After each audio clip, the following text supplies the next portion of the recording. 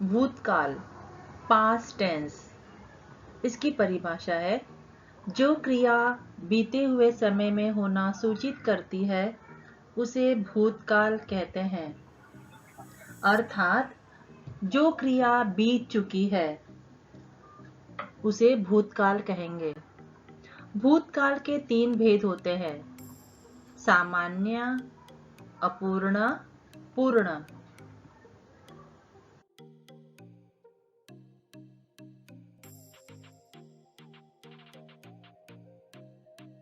वाक्य देखेंगे, गाड़ी तुरंत रवाना हो गई। दूसरा वाक्य है, सोहन ने साइकिल छोड़ दी। तीसरा है, सिंह जमीन पर सो गया। उपरोक्त वाक्यों में रेखांकित क्रियाएं बीते हुए समय में अर्थात भूतकाल में होना सूचित करती है। इन क्रियाओं को देखने के बाद यह लगता है कि एक क्रिया हो चुकी है, इन क्रिया समाप्त हो चुकी है, तो ये सामान्य अवस्था का बोध कराती है। अर्थात यह सामान्य भूतकाल की बारे में सूचित करती है।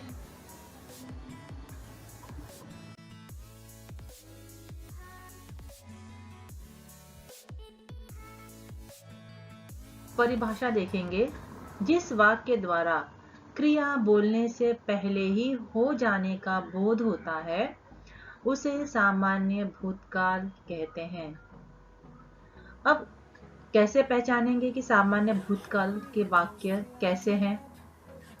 तो सामान्य भूतकाल में क्रिया के अंत में आ, ई तथा ए जुड़ा होता है। मैंने इसकी पहले आपको बताया था कि मुख्य क्रियाओं के वर्ण विच्छेद करने के बाद आपको आ, ई तथा ए इन वर्णों के बारे में जानकारी प्राप्त हो जाएगी, जिसके आधार पर हम काल पहचान सकते हैं।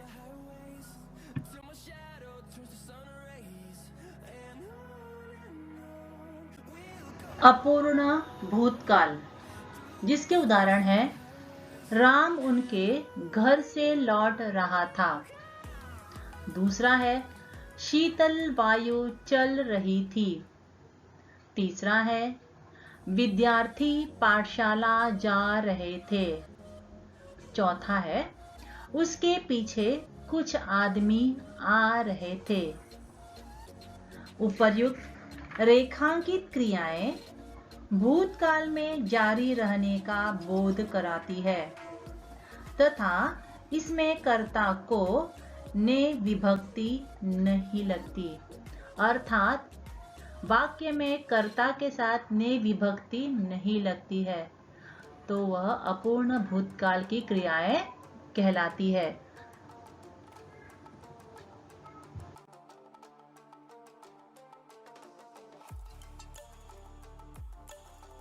अपूर्ण भूतकाल की परिभाषा देखेंगे, क्रिया के जिस रूप से यह सूचित होता है, यह ज्ञात होता है कि क्रिया बीते हुए समय में पूरी नहीं हुई है अपितु जारी है, उसे अपूर्ण भूतकाल कहते हैं। अब सूचना देखेंगे, अपूर्ण भूतकाल की क्रिया के साथ रहा था, रही थी तथा रहे थे का प्रयोग होता है। क्रिया के साथ यह रहा था, रही थी, रहे थे यह जुड़ा होता है, तो वह अपूर्ण भूतकाल का संकेत होता है।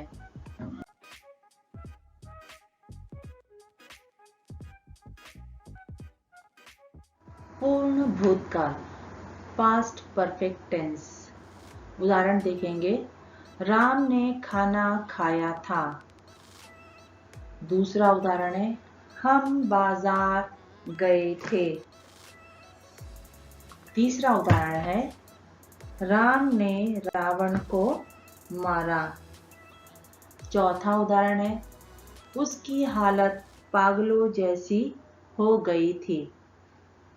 उपर्युक्त रेखांकित क्रियाएं बहुत समय पहले ही पूर्ण हो जाने का बोध कराती है, उसे पूर्ण भूतकाल कहते हैं।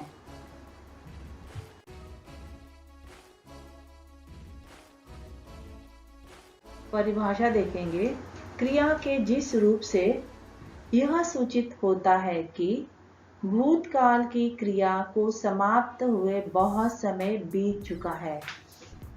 वह क्रिया जो पहले ही समाप्त हो जाती है उन्हें पूर्ण भूतकाल कहते हैं।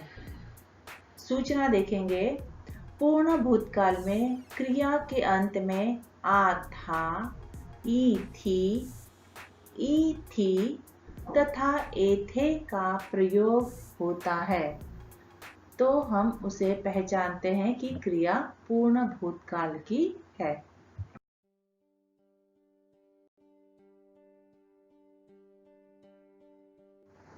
भविष्यकाल, सिंपल फ्यूचर टेंस। परिभाषा देखेंगे। क्रिया का वह रूप जिससे आने वाले समय में अर्थात भविष्य में होना सूचित होता है उसे भविष्यकाल कहते हैं। हम उदाहरण देखेंगे। पिताजी कल दिल्ली से आएंगे। दूसरा उदाहरण देखेंगे। कल पाठशाला बंद रहेगी। तीसरा है आज परीक्षा फल प्राप्त होगा। अधोरेखित वाक्य जो क्रिया है आने वाले पल में होने वाली है तथा ये क्रियाएं सामान्य अवस्था का बोध कराती है।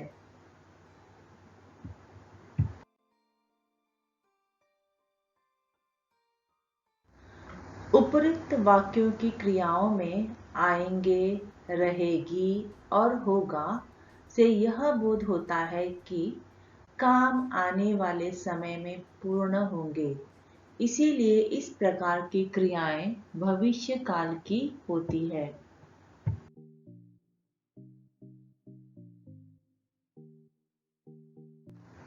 भविष्य काल के दो भेद होते हैं। पहला है सामान्य भविष्य काल, सिंपल फ्यूचर टेंस। उदाहरण देखेंगे। वर्षा बंद होने पर हम घूमने जाएंगे। दूसरा है ग्रीष्मावकाश में हम घूमने जाएंगे।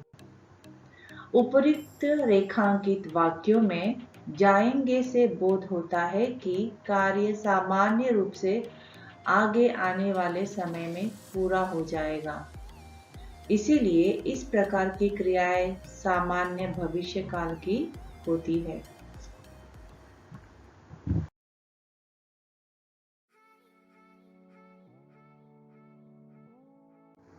परिभाषा देखेंगे।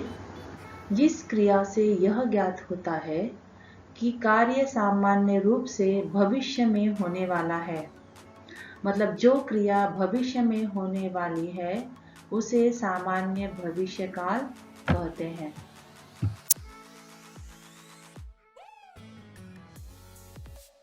भविष्यकाल का दूसरा प्रकार है संभाव्य भविष्यकाल। संभाव्य का अर्थ है जहां पर संभावना होती है। उदाहरण से देखेंगे। जब मैं कक्षा में प्रथम आऊंगा तो शायद मुझे साइकिल मिलेगी। आप सामान अंदर रख ले, कहीं वर्षा न आ जाए। इन दोनों वाक्यों में संभावनाएं दिखाई दे रही है। जैसे पहला वाक्य है, जब मैं कक्षा में प्रथम आऊंगा तो शायद मुझे साइकिल मिलेगी, यानी मुझे उपहार मिलने की संभावना है। दूसरा वाक्य है, आप सामान अंदर रख ले, कहीं वर्षा न आ जाए। आप सामान अंदर भीतर रख लीजिए, नहीं तो संभावना है कहीं वर्षा न आ जाए।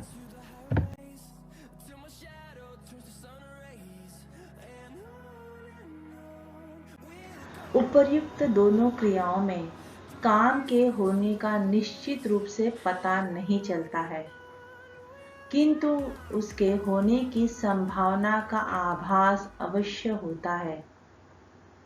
इसीलिए इस प्रकार की क्रियाएं संभाव्य भविष्य की होती है।